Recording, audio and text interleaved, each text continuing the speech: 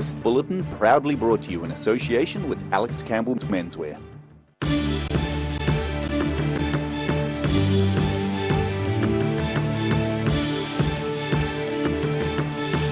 Tonight on The South Today, the end is in sight for developers behind Queenstown's $20 million Frankton Marina. About a dozen staff from Balclutha's Telford Agricultural Institute take part in a working bee at a community garden. And the Dunedin man who allegedly vandalised a tooth sculpture has been charged with willful damage.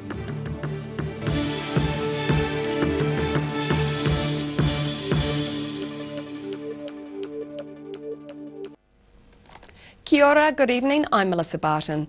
The end is finally in sight for developers behind the $20 million Frankton Marina, almost a decade after planning began. Developer Lakes Marina Projects has commissioned contractors to build floating berths and sheds, a breakwater and a car park at the Sugar Lane site. Work on the new Frankton Marina nearing completion almost 10 years after the project began. For Lakes Marina Projects' Alan Kirker, it's an exciting time. Yeah, it's a project that we've had on the go. We first submitted 9 years ago, so we're obviously pleased now we're at this stage. You can see that construction's well happening, things are starting to pull together, which is good. The $20 million development set to feature 187 floating berths, 17 floating sheds, a breakwater and a car park for over 150 vehicles, as well as other structures at the site on Sugar Lane. It's a lot different than I suppose what you would call a normal marina anywhere. It's a lot challenging, the ground conditions and what we've reclaimed. But Kirker says there's still a lot of work to be done before the marina's ready to open, which he expects to take place by around October. I think once it's probably cleaned up in the next few months, we'll see more, we'll start to get excited. But at the moment, it's still a lot of work, even for us at this stage, just on a day-to-day monitoring to make sure that we haven't forgotten anything. The developers say they've received considerable interest in the berths, which are set to be leased out at a minimum of around $8,000 a year. In Queenstown, The South Today. Gore District Council is carrying out an urgent review of security and fencing at its wastewater ponds after a 3-year-old boy drowned in one last night. Police say a search started by family and friends was already underway when they were alerted around 9:30 p.m. Police and Landsar commenced a land search in the area and located the child unresponsive about 2 hours later. The search team wasn't able to resuscitate the child. Gore District Mayor Tracy Hicks has offered his deepest sympathy to the family of the child, calling it an absolute tragedy. He's confirmed the boy had died at a council-owned pond. Police are inquiring.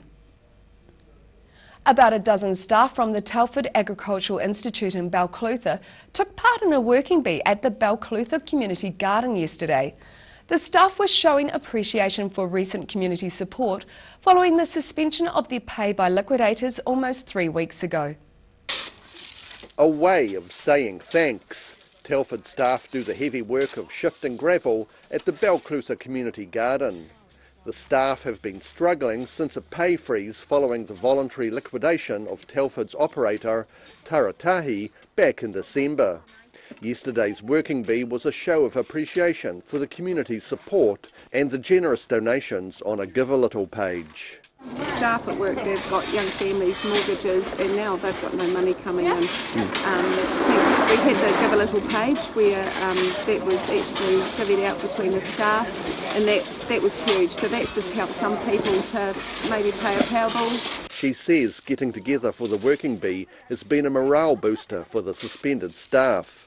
We're keeping positive, so part of doing this is actually trying to keep that positivity going. But yeah, there's certainly families that are struggling at the moment. Snell says they're remaining optimistic for a successful resolution to Telford's difficulties. Our hopes for the next few weeks is that there will be an answer at the end and we will be back at Telford and delivering the courses that need to be delivered. And she believes the agricultural school is an important asset for the rural sector. There's a real demand for it. Our students, we have 99% of our students that have jobs before they leave Telford, so that's a huge loss to the industry if that's not there. Invercargill's SIT has submitted a bid to take over the operations of the Beleaguered Institute. The Education Ministry says the bid is being worked on this week as quickly as possible. In Balclutha, for the South Today. The Dunedin man who allegedly vandalised a tooth sculpture has been charged with willful damage. Police have confirmed 52-year-old Gary Hughes will appear in the Dunedin District Court on Tuesday on a charge of willful damage following a formal complaint by the Dunedin City Council. The council complained to police after Hughes posted a video of himself on social media, allegedly chipping off a hand-sized chunk of one of the 6 large Oamaru stone harbour mouth molars. Police asked him to take down the viral video, but he's failed to do so. Hughes says he dislikes the molars as they block the view of the harbour and have no aesthetic value. Meanwhile, Regan Gentry, the artist who created the sculpture, says he's more worried about the man's state of mind than the alleged attack on his art, as a seagull could have done more damage. Traffic on Dunedin's southern motorway has been severely affected after a truck crashed into a 4-wheel drive and rolled, before ending upside down this afternoon. Police say emergency services were called to the crash at around 3:30 p.m. It appears the truck was travelling on Saddle Hill Road when it crashed onto the southern motorway, before rolling onto its roof off the road. St John's say 2 people have been taken to Dunedin Hospital by ambulance with minor injuries. Pictures taken at the scene show it collided with a 4-wheel drive towing a trailer. A policeman at the scene says a 3rd car was also hit. There's debris on the motorway and traffic has been diverted through Fairfield. Still to come on the South Today. Fog brings travel to a stop this morning, and we chat with a Christchurch Paralympian about his future.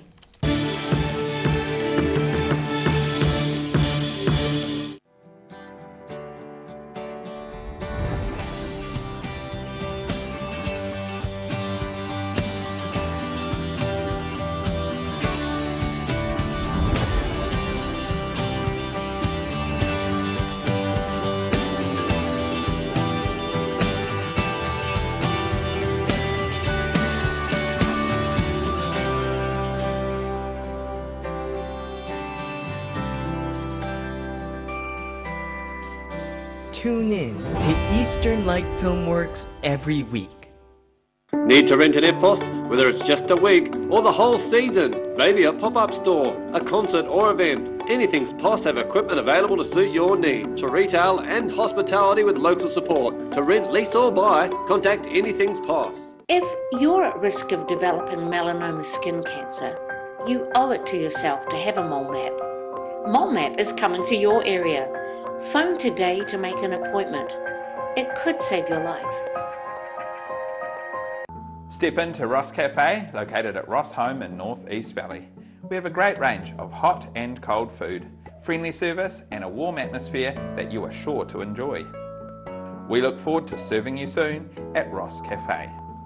At the Hard to Find Bookshop, we sell quality books on all subjects from the rare to the recent, and where viable, we will come to you. We have a great reputation for integrity and honesty, so if you're downsizing or sorting an estate and have books to sell, contact us. Step into Op Shop on St Andrew and discover a place with plenty of bargains for yourself, your friends and the whole family. We have new items arriving every day. Visit us for a fabulous range of economy and upmarket clothing, accessories, books, shoes and more. Shop with us and support your community. I just like it. It's something that you can see the fruits of your own labour. You put it right now, you don't have as much to do at Christmas. You come see me, Derek, in the garden department, and then we get it done right. Step into Shop on Carol and discover a shop full of treasures. We have a fantastic range of vintage and retro clothes, upmarket clothing labels, collectible items, beautiful jewellery, quality linen and the best range of vintage haberdashery. Every reason, every season, we're proud to dress the region. Alex Campbell Menswear, it fits.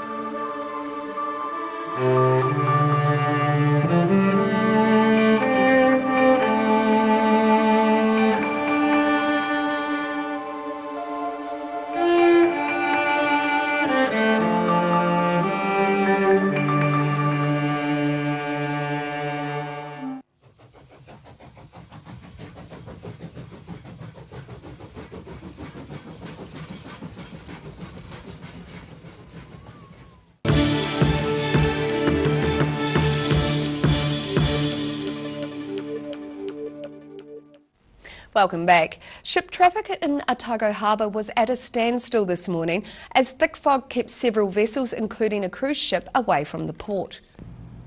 A Port Otago Harbour Control spokesman says nothing could come in until the fog cleared. He says thick fog kept all the ships away and there was no major traffic happening in the harbour. Ships including a gas tanker, container ship and the cruise ship Radiance of the Seas were waiting for the fog to lift. Radiance of the Seas has a capacity for over 2,000 passengers and nearly 900 crew. It was supposed to berth at Beach Street Wharf at 7:30. A Christchurch swimmer has overcome considerable adversity and is now on the verge of becoming an Olympian. 17-year-old Cullen Edwards lost his left arm in an accident when he was 5. 6 weeks later, he was back at swimming lessons and hasn't stopped since. The Christchurch star caught up with him poolside. Back when I was 5, we used to live on a farm, and so we're doing some maintenance around that and picking up some parts for that, and just got in an accident while taking it back home. Just car flipped over. I remember parts of it very well, very clearly. Mum and Dad keep telling me how 2 weeks after being in the hospital after the accident, I was bouncing on the beds and jumping around, and I guess it didn't really keep me down at the time, and because of that, it's been able to just hold on to that passion.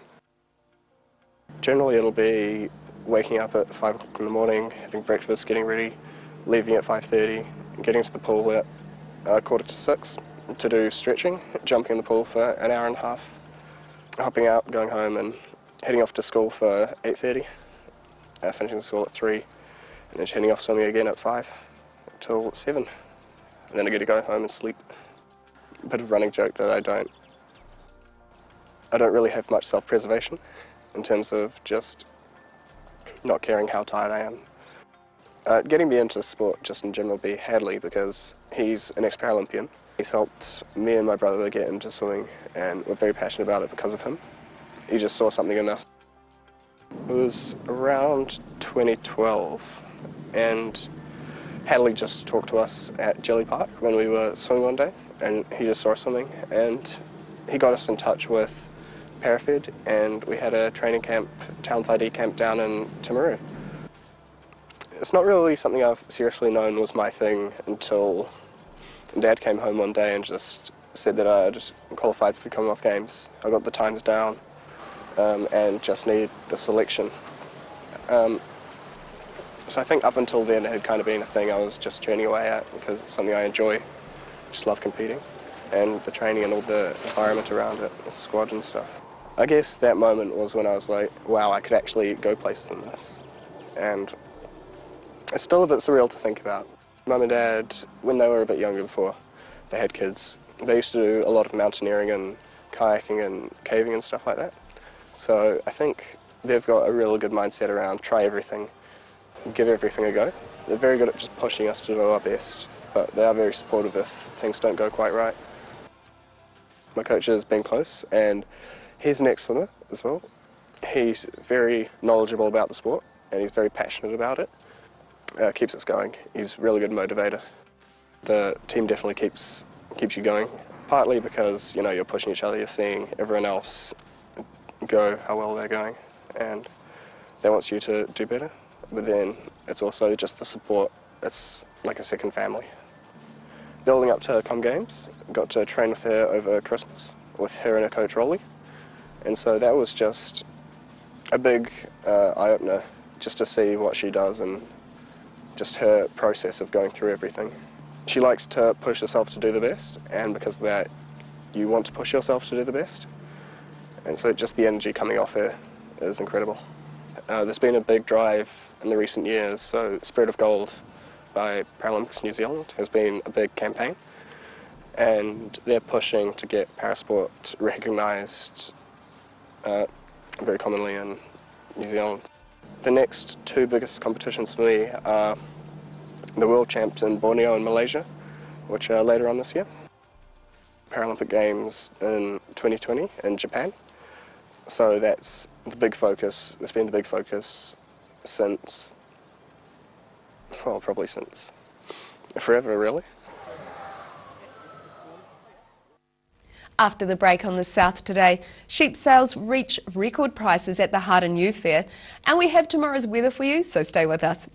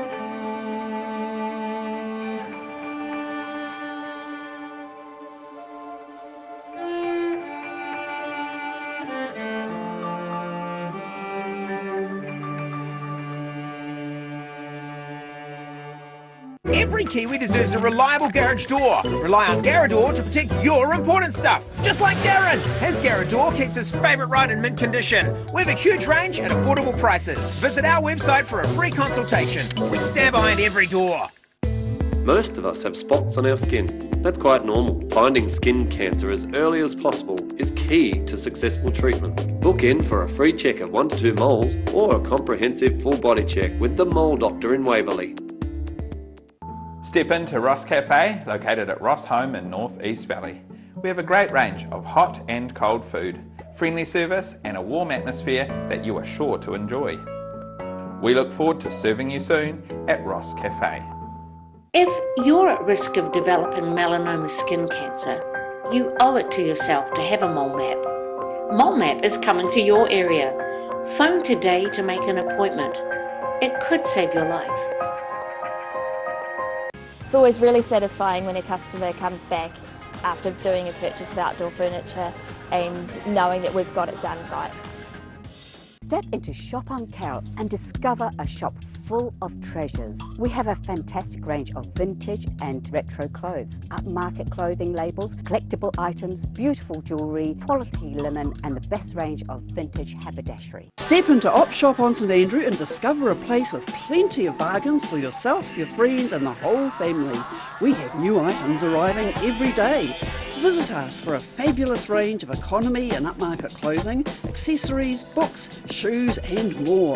Shop with us and support your community. Need to rent an EFTPOS? Whether it's just a week or the whole season, maybe a pop-up store, a concert or event, Anything's POS have equipment available to suit your needs for retail and hospitality with local support. To rent, lease or buy, contact Anything's POS. Every reason, every season, we're proud to dress the region. Alex Campbell Menswear, it fits.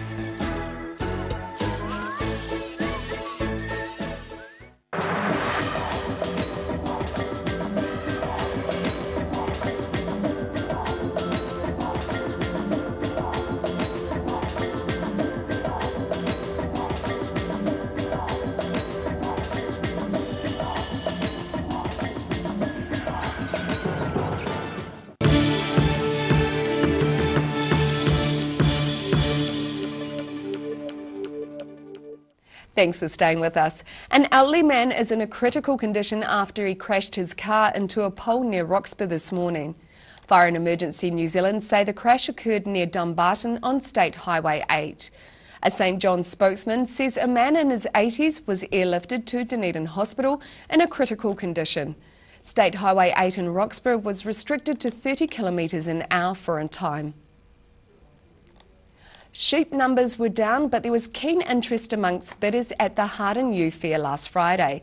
Around 12,000 ewes and 20 flock rams went under the hammer. That's a far cry from recent years when stock numbers topped 20,000, and the sale was spread over 2 days. The ewes have it, as record prices are reached at the annual Harden Ewe Fair.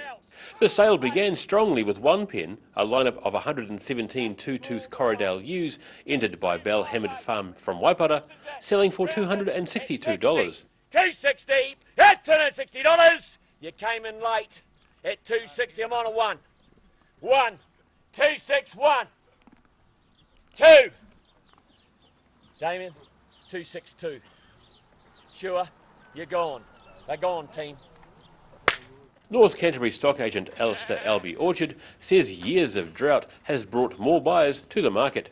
There's buyers coming from as far afield as Marlborough, mid and south Canterbury, and the wider central Canterbury area. So with half our yarding compared to other years, I think there'll be some quite good competition here for the ewes on offer. Today's top price of $281 went to a pen of half-breed two-tooth ewes from Benmore Farm near Ward in Marlborough, which is right in line with what Orchard was predicting at the start of the day, although he was a little sheepish about talking out of turn before the sale. Oh, I don't want to speak out too loud just at the moment, but look, a lot of the young sheep will make $200 to mid $200. There could be some of the younger two-tooth ewes make over $250.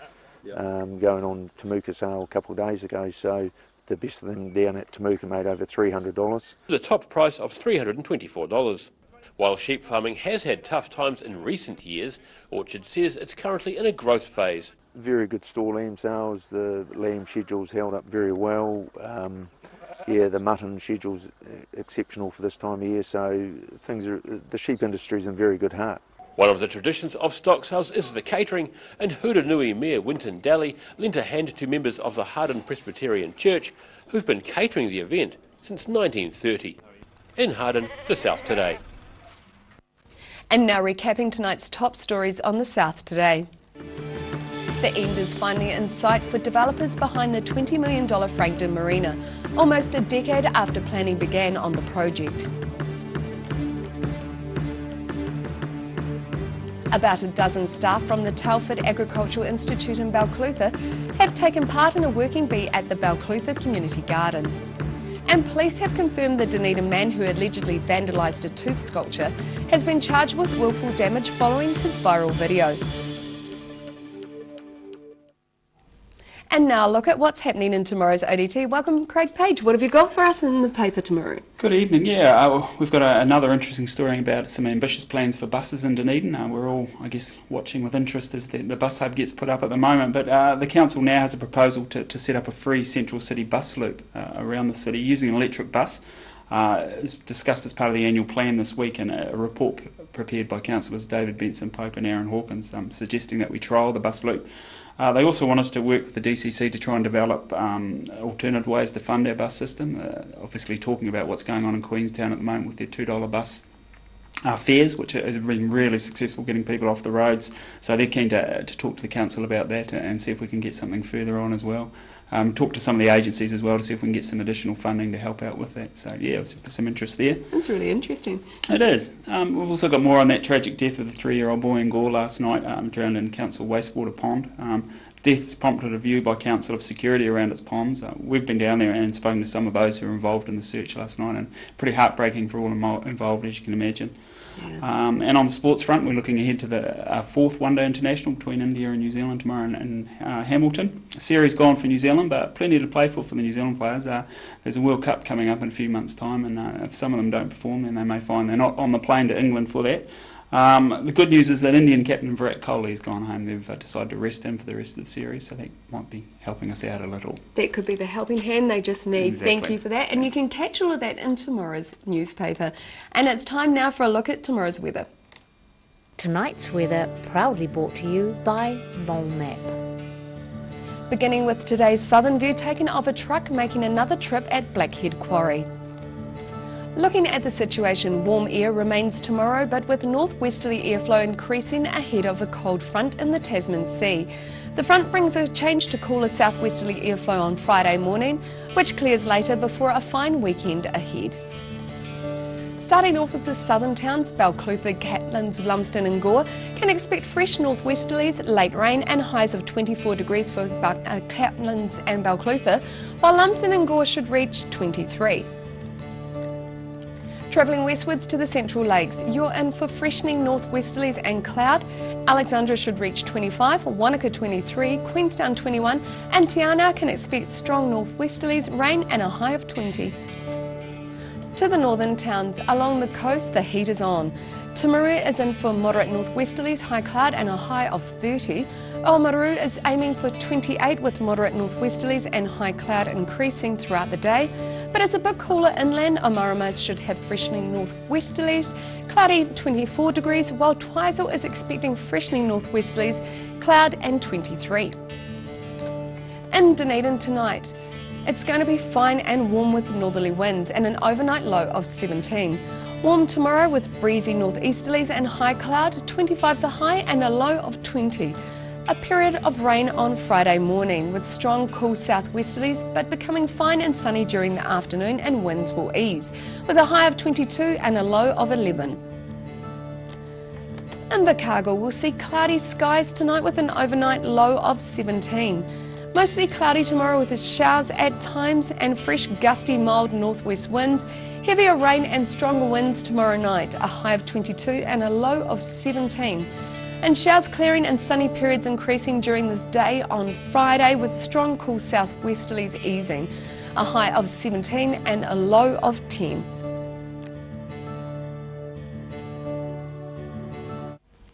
And that's all for our news this Wednesday. For the latest news from the Southern region, head online to odt.co.nz and follow Channel 39 on Facebook and YouTube. Thanks for joining us. Have a great evening. Ka kite anō.